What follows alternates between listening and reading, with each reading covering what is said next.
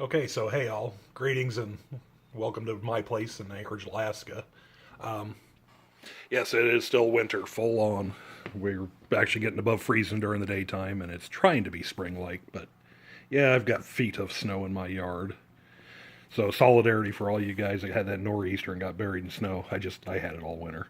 But anyways, I've been working on my flying Yankee project here. This is some of the stuff that I got from the painter guy Randy that's working on my Alaska Railroad bicentennial locomotive set, doing a custom paint job for me. And this Yankee, and there's another one that is pretty much just parts and it's junk.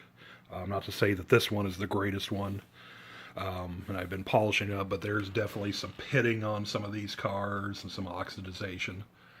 But I'm not going to toss this. This is going to be a survivor. It'll never be perfect, but it'll be clean. It's going to last. I'm going to fix what needs to be fixed.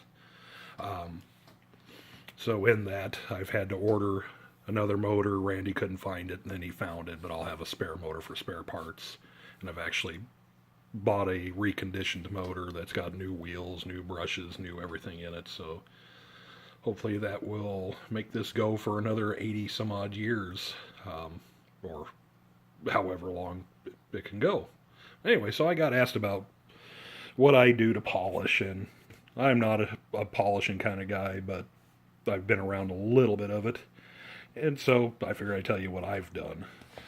This Yankee's got a chrome finish, or polished finish. It's probably polished nickel. It's not real chrome like you'd have on your bumper, and it's definitely not heavy duty like you'd have on your car bumpers. My other cars are peeling, and it is like the skin of an onion. It is thin and very soft, very, very easily torn, very brittle. Um, so, anyways, what I started off with, if you've ever seen the Magic Sponges, this is just an oddball generic brand one from Sam's Club that used to be up here and went out of business. Now I've just got Costco, but these are those white foam sponges. They're like a microfiber sponge. And I started with cleaning down the bodies with that, getting the loose stuff off, the oxidization off the surfaces. These sponges are pretty soft, so they tear apart whenever you catch an edge. But you can see where when I got into the rust, it definitely brings it off, and it captured it in there.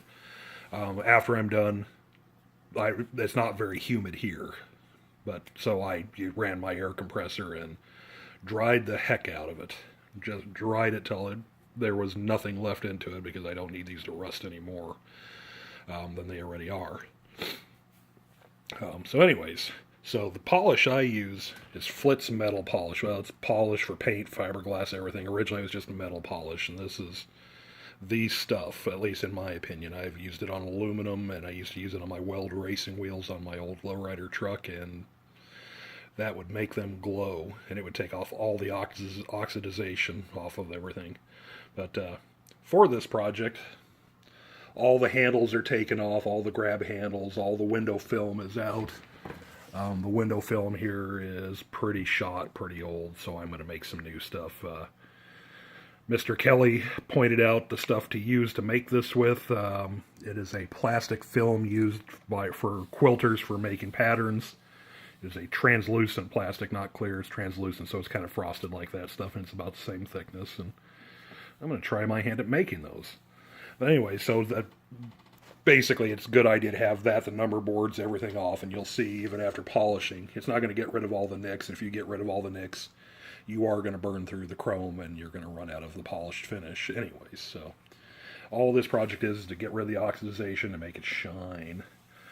So we start with a magic sponge, or magic eraser sponge. We cleaned all that off, rinsed it, dried it really, really well. Then, with the Flitz, I always start with a soft paper towel. Most people wouldn't, but I'm just getting the loose stuff off first. And just for the reference, Flitz goes on a really, really, really light blue, baby blue color. And how you know it's working is it comes off dark. It comes off black. So that's the oxidization coming off. That's all the dirt coming off. Everything that it can lift, that's that coming off. So I work the body with that for a number of passes, working all around all the joints and trying to stay away from the paint because it will take the paint off. It is a polish. It is a bit abrasive. It's not as abrasive as it could be, but it is abrasive and it will take the paint off, so I did have to watch that. But going all around the different spots, different edges, in the window openings, everything. And just for your reference, if you've ever worked on gutters for your house, pretty much what Lionel built this out of is a gutter downspout. The drain pipe coming off your gutter. And that brings to the next part of what's fun about these. All these grab irons, they were put on before they spot welded the bottoms. So all those little holes in there, they twisted them on the backside. I bought a pair of bent nose pliers, and they weren't bent enough, but it didn't matter because I can only get so much of an angle in there on those, and I was lucky to get one straight and twist the other one out, as to follow the twist coming out of the hole. But yeah, that helped my sanity a little bit. It actually needed to be pliers bent off to the side to reach in, not bent this direction. Maybe that would have got it better, but I don't think I've ever seen pliers like that with a 90-degree turn. But anyways, so after polishing this and working all the edges, doing everything, cleaning all around, then I moved to a microfiber towel. You want one that's got a little bit of a fuzz to it, because partially what you're looking at is these little textures here. And my camera probably won't focus. There we go. You're looking for something that's going to get into all that fluting on here. And yeah, this has got little dings and pits. So this is, like I said, it's never going to be perfect.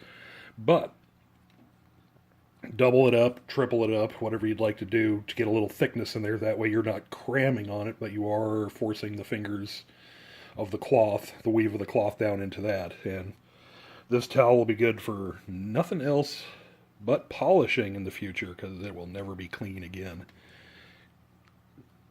Come on, focus. There we go. See, it used to look like that. But, yeah, after all the polishing, that's still more oxidization coming off, more rust, more dirt off the surface. So you're basically cleaning, and you are taking a very thin layer of the finish off, because it is an abrasive. Don't go too crazy if you want to get into fine-cut cleaners.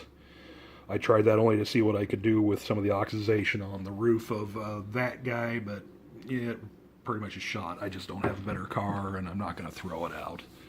These are still good cars. But yeah, after you're done working all that, then when you're done and everything is dried really good, all the paste is really totally finished cleaning over and hazing off, just buff it out with another really good, really clean microfiber towel.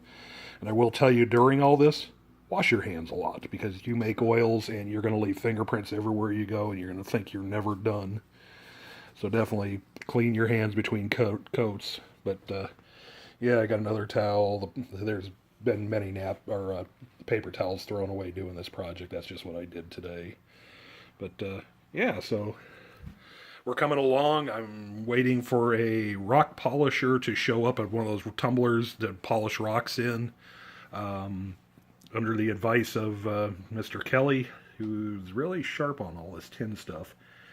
He uses that to polish up a lot of the pieces, including the wheels. So I'm going to put all the wheels and the axles in, plop the wheels out of the truck on the back of there, polish them up. I've got all the grab irons. I'm going to see if I can find new ones. I think Prewar has them, or however they say it. Just Trains has black ones for the 752s. I want the nickel finish, although I would entertain the brass finish just because it might look cool on the chrome. Then I've still got to put these new pickups on all the trucks. Harry Henning, his joint Hennings, they had all of those, so I've got to rivet those on and solder new leads from the lights to the pickups. I'll still take this one out because they were so darn brittle after 80 years. I'm not going to fool that I've got enough, and I've got some spares. Got little bits of everything, some rivets in there, an extra ball to go on the top of the motor, because if you've never seen a flying Yankee, all that holds the motor in is that little track right there. It goes in and a set screw comes down from the top and holds that ball into place. And then the motor just kind of rides around and drags the train with it. So anyways, yeah, I thought about tearing these completely down and repainting all that, but I'm not going to. I polished all this up. All the springs work great in them. So they're all still in good shape if you've never seen how, how one of these things work. I've got all the bulkheads out of the cars, out of all the sections, so I'm going to run those through the polisher too, just to clean them up. Not that you'll ever see them, but they'll be nice and clean and just make this thing something that's going to last. So, yeah, and then there's my standard gauge Lionel 33 that I'm working on. The same guy that I got all this from. I'm just trying to clear out some of the finish up some of the projects that were in the process. I need to rewire the engine. All that wire is cracked and brittle, but I kind of think it's been rewired once, and that wiring is getting old.